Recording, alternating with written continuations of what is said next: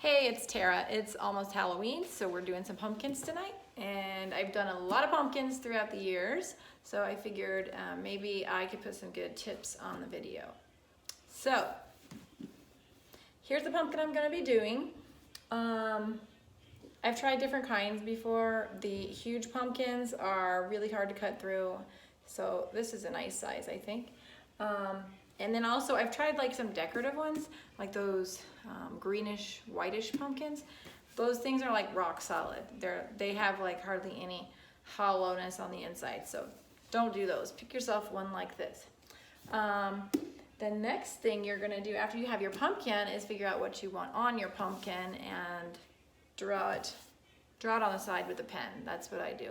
We've tried dry erase markers and they just smear and the pens you can draw on, and then when you're done you can kind of erase it off of there so you can't see it. But it's really hard to just do it by hand unless you're really good at something like that. So we're gonna do that next. Okay, so we have our pumpkin, we have our pen.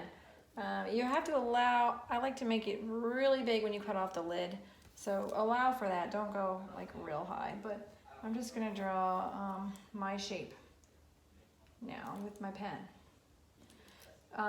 If you're doing this for kids, try to encourage them to keep it really simple. Straight lines are the best.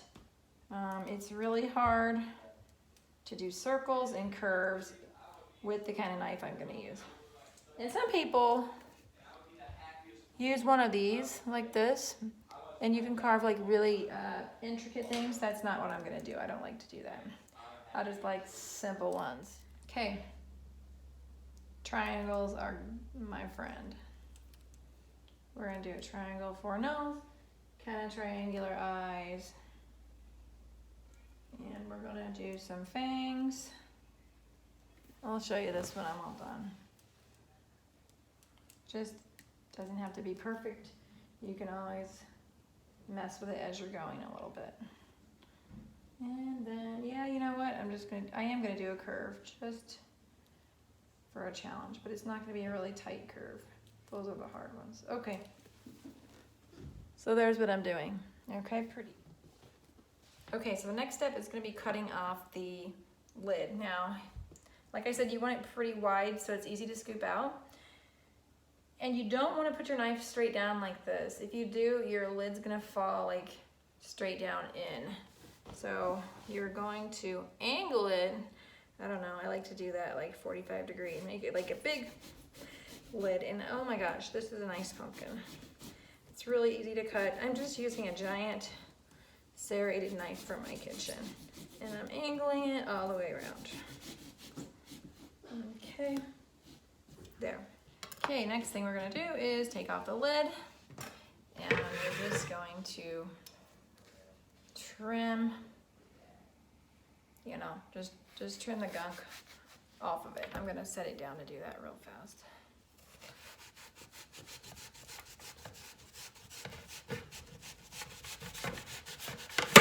Okay, so there's the inside of your lid, just flat. Okay. Okay, for the next part, we're gonna be getting the guts out of the pumpkin. My dad used to do a lot of things differently. For one thing, he would put a bunch of newspaper down on the floor first, and I didn't do that because I'm just gonna clean it up later. Sorry about that. But he used to use just a big metal spoon to dig everything out, but it's so hard to scrape the sides and have it come off. So I started using one of these little tools here. This is what you use to make like little watermelon balls or honeydew or whatever. But I like it because it scrapes the inside and it gets all that gunk out of there. It's much easier than using just a big spoon. So I'm gonna take this and we're gonna just kind of loosen all that stuff up.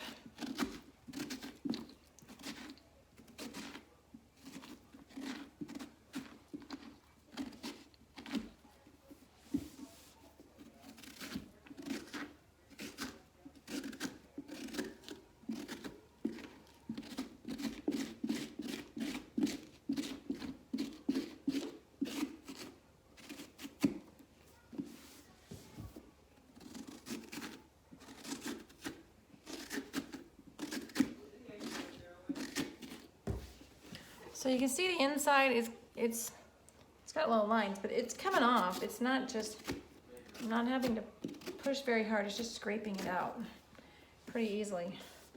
It's kind of hard to get my hand in there, so every once in a while I'll just sort of dump out the guts, get them out of your way.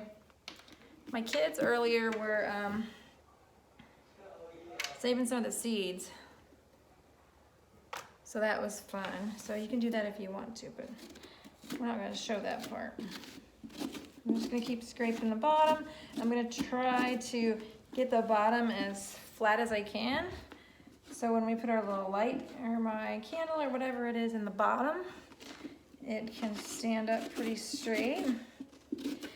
So I'm finishing getting the guts out. It's kind of easier sometimes to just like pull it up instead of around.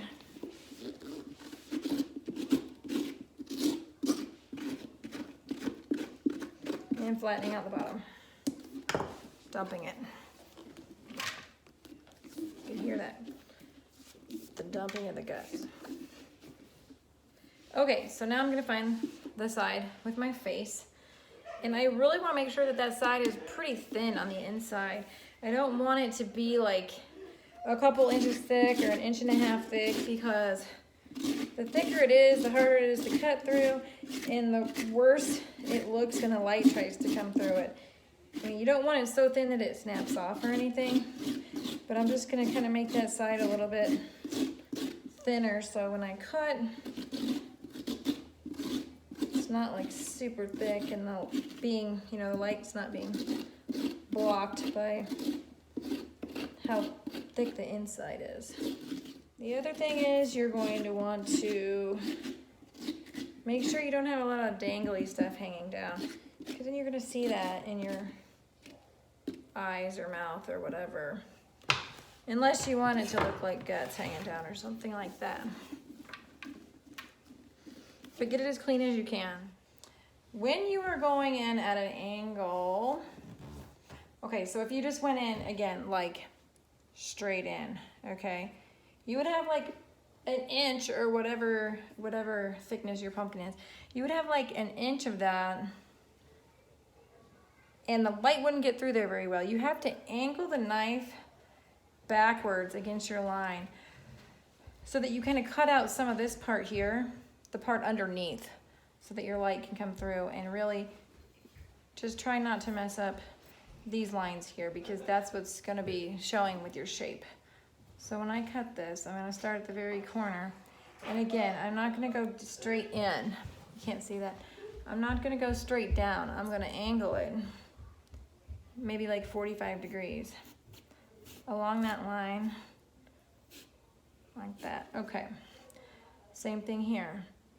I'm not going to go straight down. I'm going to angle it back underneath. Watch your fingers on the inside. Okay, got that. Also, the good thing is sometimes your knife is too thick. Like my knife is thicker than if I was going in here. You can always cut this part up. This part's the part that's going to pop out, so don't worry about that. Again, I'm going to go in the corner. Now I'm going to tilt it down like this, so you like kind of back cut it like that. And my last cut on this eye, again, I'm going to angle it and cut down to that line. And because it's back cut, it should pop out pretty well. So you can see straight through that. You don't see all of this junk when you're looking just straight in it, because I did the little back cut. You can see a little bit, but you're gonna have just some. That's okay. So finish doing the other pieces like that. Angle it back. And see, I got a little bit inside that line. I didn't want to do that. So guess what? Doesn't matter, because I can just recut it. It's better to be on the inside than the outside. You can always go out further, but you can't take it back. Okay, again, back cut it. And now this one, angle that down and back cut that. I didn't quite get where I wanted to, so I'm going to do that again. Okay, there. I don't want a tiny eye. And then I'm going to back cut it here. It's not exactly how I had it, but it's close enough. So you can see there's not all that. You can see a lot of light through there. Okay, triangle. This is the best.